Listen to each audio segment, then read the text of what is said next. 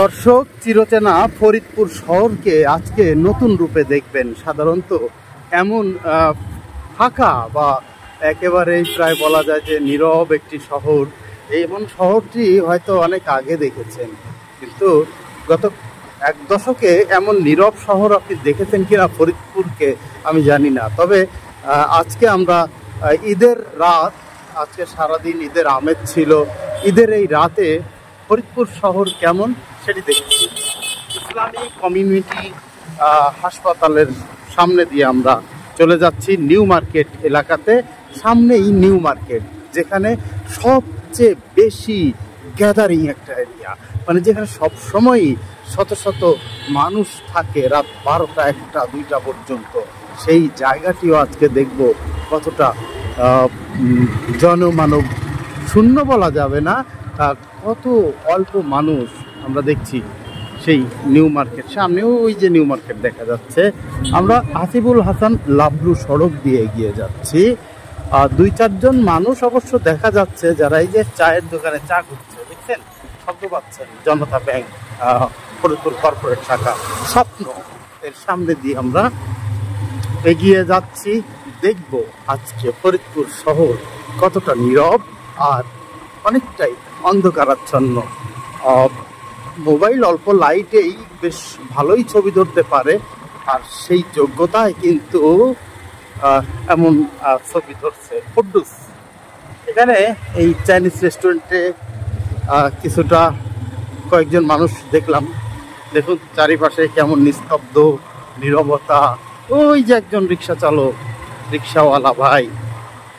অবশ্য এটা কিন্তু যারা এদের রিক্সা চালান, আজকের দিনে যারা শ্রম বিক্রি করতে বের হয়েছেন, তাদেরকে আমি আমার পক্ষ থেকে স্যালুট জানাই।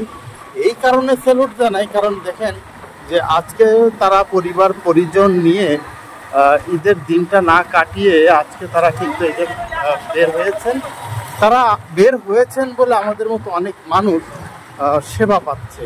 যদি তারা বের না হতেন তাহলে এই সেবাটি পেতে আমাদেরকে অনেকটা বেগ পেতে হতো, কারণ রিক্সা পেতাম না, অটো পেতাম না। তখন সবার তো আর ব্যক্তিগত যানবাহন নাই, তাই না? তাহলে তারা কেমনভাবে চলতো? অন্ধকার এই এলাকাটা। ওই হাসপাতালের মসজিদের সামনের যে মোড়টা, সেই মোড় আমরা ডান দিকে ঘুরছি, অর্থাৎ পৌর সুপার মার্কেট সামনে দেখতে পাচ্ছি। এখনও চালু হয়নি, এই কারণে এখানে লোকজন একেবারেই এখন নাই। তারপরে এটি কিন্তু খুবই দর্শক, প্রেস ক্লাবের সামনে দিয়ে আমরা এগিয়ে যাচ্ছি। এই সড়কটি সব সময় জনাকীর্ণ থাকে, অনেক মানুষ কিন্তু এই সড়কে চলাচল করে, জ্যাম থাকে। আজকে কিচ্ছু নাই, একদম সেই রকমের লাগছে। আর যদি কেউ আজকে ব্যক্তিগত বাহন নিয়ে ঘুরতে বের হতেন, অথবা কেউ এরকম অটো নিয়ে ঘুরতে বের হতেন, তাহলে কিন্তু ভালোই লাগতো। কারণ এমন ফাঁকা একটা শহর যে কতদিন দেখেন না সেটা জানি না আমি, তবে আমি অনেক দিন দেখি না, আজকে দেখছি। দেখুন কি মজার একটা শহর, চারিদিকে কেমন যেন চুপচাপ ঝুপচাপ, কোনো আওয়াজ নেই। গাড়ির হর্ন 2-1টা মাঝে মধ্যে সে কানে লাগছে, অনেক বেশি কোলাহল নাই।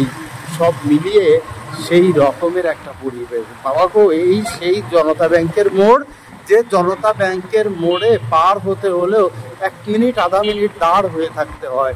সেখানে কিন্তু এক লাফ দিয়ে এনি টাইম পার হতে পারবেন, ছুটতে পারবেন যে কোনো দিকে। দেখুন চারপাশ বেশ ফাঁকা, চমৎকার।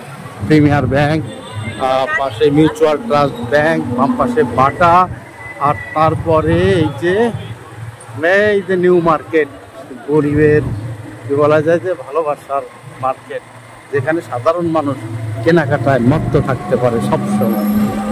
এই যে সেই মার্কেট, এখানে কয়েকটা অটো দেখতে পাচ্ছি, যাত্রী কম, দাঁড়িয়ে আছে অটো।